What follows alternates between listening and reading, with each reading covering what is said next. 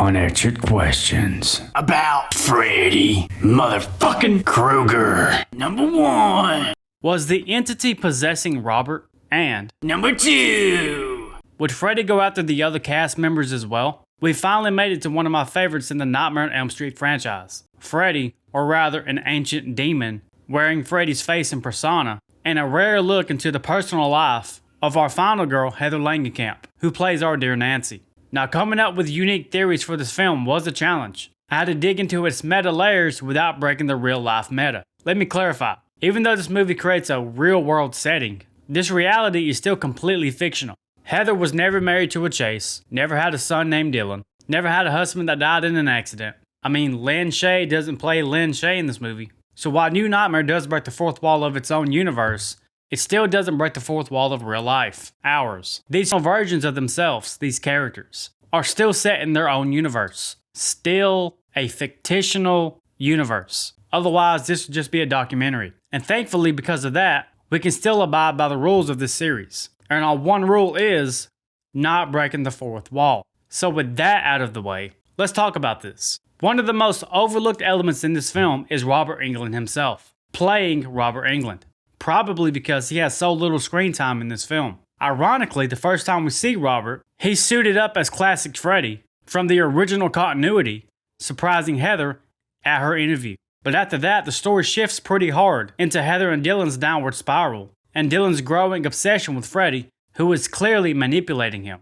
What I think gets missed is that Heather's life unraveling and Robert's own decline are happening in tandem. The first real clue comes from Chase's funeral, after we get our first look at Entity Freddy, as Heather is waking up from her accident.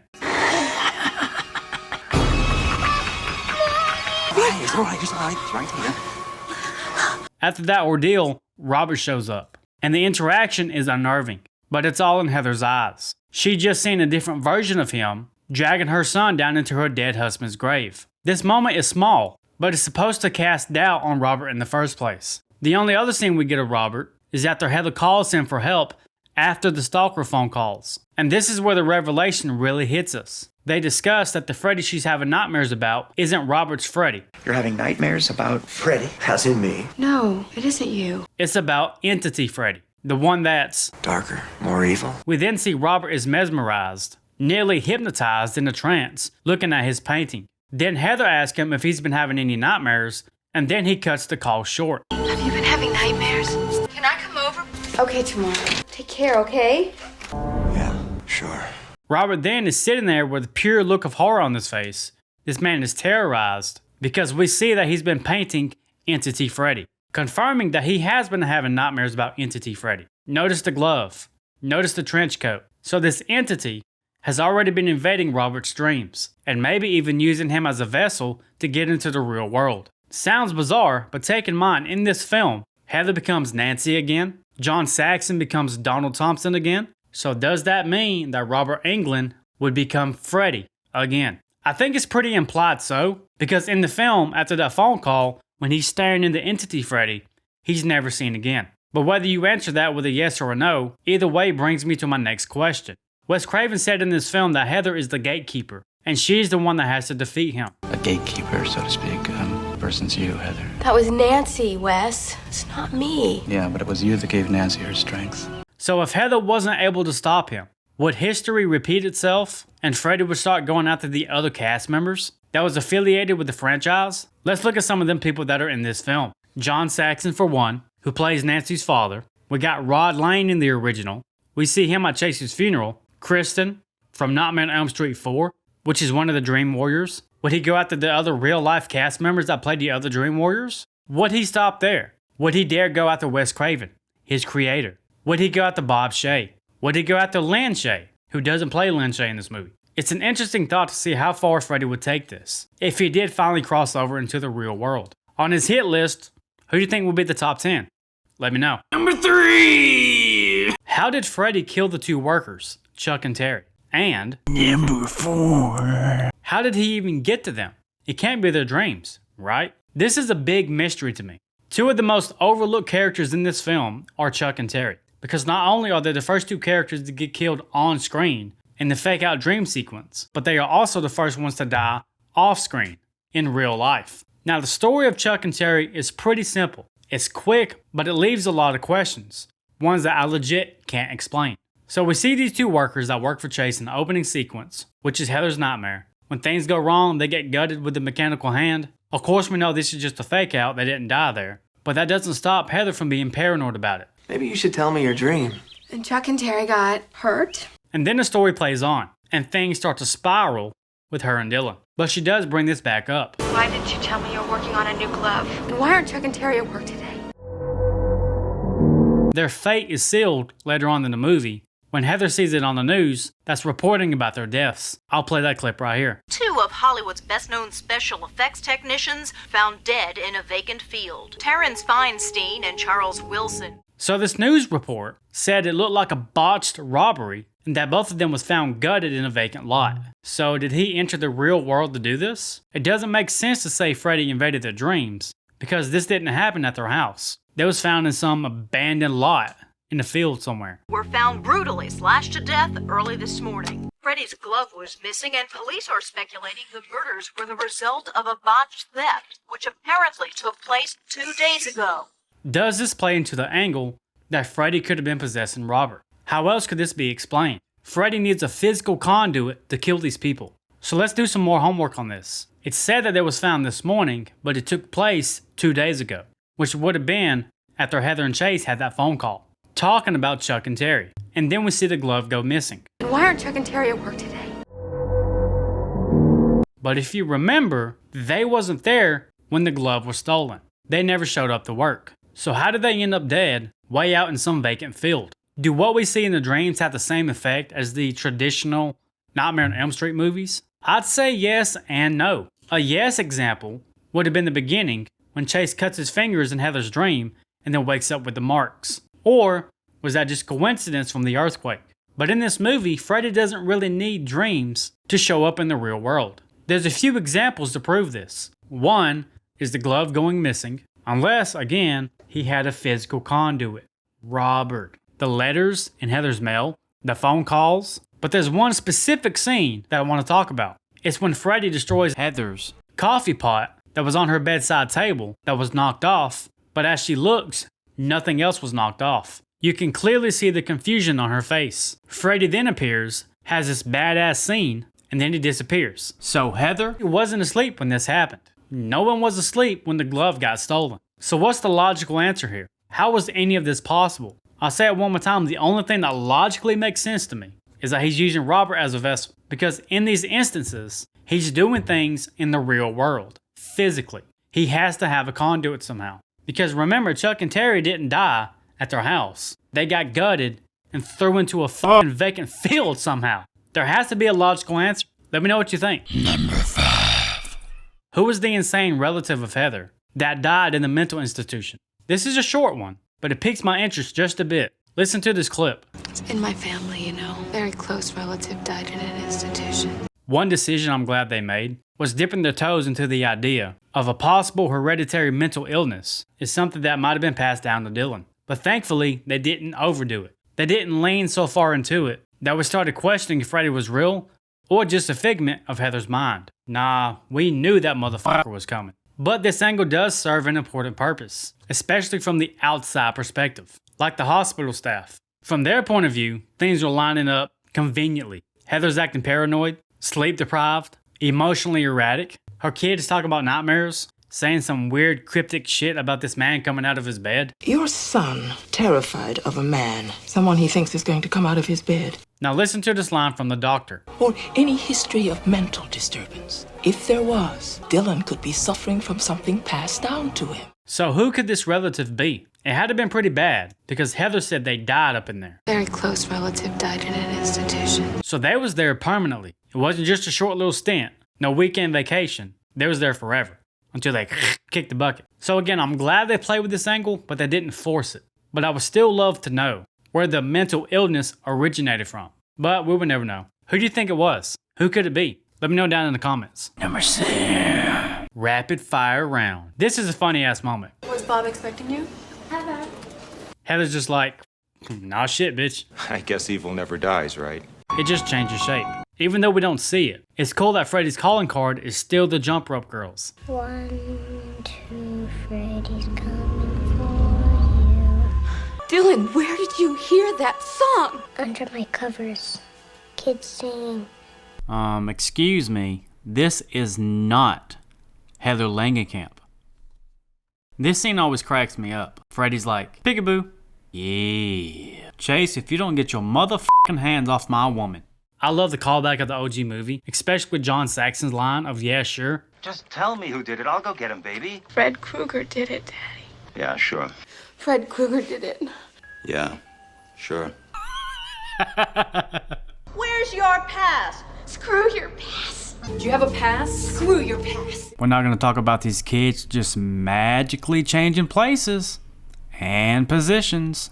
Number 7. Was Freddy the stalker all along? And Number 8. at what point in time did Freddy truly return? The small subplot of Heather having to deal with a stalker is one of the more interesting things in this film that I enjoy. Sadly though, the movie gives up on this about midway through. Heather starts getting these stalker phone calls pretty early into the movie. 1, 2. This damn caller. Which increases her paranoia. He started again? Sick fuck. But not only does she get phone calls, she gets letters in the mail. Literally. Naturally, she looks for help wherever she can. She goes to her husband. Has there been another phone call? Julie. He started again? Sick fuck. Robert Englund, of all people. You know the guy that was calling me all the time? He started again. And he's putting stuff in my mail again. Bob Shea. Look, I have a fan. So with mostly small details, the movie tells us this stalker's been pretty active. So was this Freddy all along? The stalker angle comes to an end when Freddy himself says this after Heather comes downstairs and sees that Dylan has deciphered the letters that came in the mail. Yes. I touched him. And this is probably the darkest, scariest, and most unsettling line that Freddy has ever said in the entire franchise. Being a parent myself with multiple kids, that hits harder. Could this play into the previous theory we talked about, that Robert could have been possessed? How else can we explain the new glove going missing? 2 crew members dying, Chuck and Terry. The I touched him line is the very last thing we ever get of this stalker. So was this actually a stalker? Or did Freddy cash in on this to play a sick practical prank on Heather? Or was the entity using Robert as his puppet, unbeknownst to Robert? I'm going to have to say that the stalker was in fact Freddy all along. Simply because it can't be coincidence that them letters spell answered the phone and the perfect timing of having Entity Freddy on the phone finally talking to Heather about Dylan. So now that we know this is Freddy himself that has been calling, when did he truly start coming back? We get some of this information from John Saxon himself in the scene with him and Heather when they take Dylan to the park. You have no idea who this is calling? 6 weeks of this and you're surprised you got Freddy in your dreams? So this has been going on for over 6 weeks. She's been getting phone calls for over 6 weeks. These letters. It's interesting to note that Freddy's return doesn't start with Heather. It starts with Wes Craven. And instead of actually 6 weeks ago, Freddy's return actually started months ago when Wes Craven started having his nightmares again. How long has Wes been working on this script? Couple months. Why? Which means he's having nightmares again. I dream a scene at night, I write it down in the morning. It's a shame that we never get to see the pinpoint moment that Freddy starts to invade the real world. But one thing for sure is that it started with Wes Craven, his creator. But I do love these little untold story moments throughout the film, because it leaves it to the audience's imagination. So what do you think? Was Entity Freddy the stalker all along? I think so. Did he just cash in and take the hand of it? Or did he use Robert as a vessel to play these mind games with Heather and Dylan, unbeknownst to Robert? Could he be that physical conduit he would have to steal that glove and to mail those letters and make those phone calls? I would love to hear your thoughts. Let me know. Number 9. Is the ending script note a big hidden reveal? And Number 10. is Wes Craven a real life dream warrior? So I have watched this movie plenty of times. It's one of my favorites. And throughout this video, there are many things I've often wondered. Big details, small details, hidden details. But the one that really takes the cake for me is the handwritten note from Wes Craven on the finished script that is pulled out of Heather and Dylan's dream at the end. Because even though this film is a real-time paradox in itself, because the movie is about making the movie that we're watching. This note actually puts a huge dent in that and completely changes the perspective of the movie. Let me explain. First, let's start off with the note itself. I'll play the clip right here. Heather, thanks for having the guts to play Nancy one last time. At last, Freddy's back where he belongs. Regards, Wes. Because this script note is intimate and is personally placed by Wes. To explain how this is even possible, we have a lot to cover, so buckle up. This is my favorite theory I've done to date, so I'm pretty excited, but we have to go back a bit. This plays into what I said earlier about how this all started with Wes, not Heather. Wes Craven had been working on the script months before even contacting Heather. How long has Wes been working on this script? Couple months. Why? He started writing this because he started having nightmares again. Wes Craven is the key to all of this, but he needs Heather to play Nancy one last time to be that gatekeeper to keep Freddy at bay. Isn't there somebody who can stop him? The person's you, Heather. I think the only way to stop him is to make another movie. You're gonna have to make a choice. Whether or not you're willing to play Nancy one last time.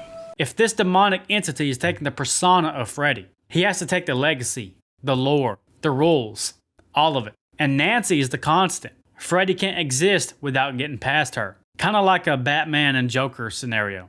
So not only did Wes know about the entity trying to cross over into a new reality months ago, he also knew about Chase's death before it even happened. Did you know?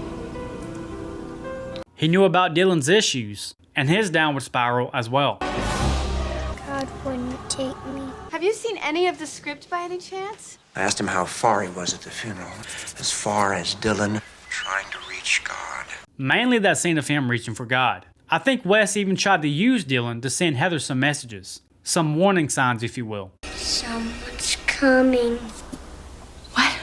Despite his very little screen time, this whole movie is about Wes Craven's dream that he has to convert into a movie to keep this demonic entity Freddy at bay. So Wes is seeing this play by play, which means Freddy, Heather, and Dylan all have some sort of connection to Wes Craven's dreams. They're all three connected to Wes Craven's dream realm, because even the original Nightmare on Elm Street started with Wes Craven's nightmares. So it's only fitting that the story ends with Wes Craven's nightmares.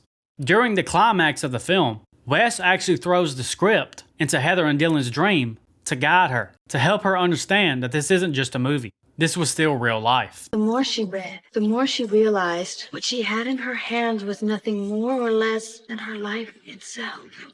Which brings me to the highlight of this theory. So let's go back to the end scene. The script is now finished and Freddy is defeated. Wes once again gives them that same script that falls out of that dream realm back into the real world with Heather and Dylan. So Wes Craven is able to dream about everything happening in this film. He knew about everything, start to finish.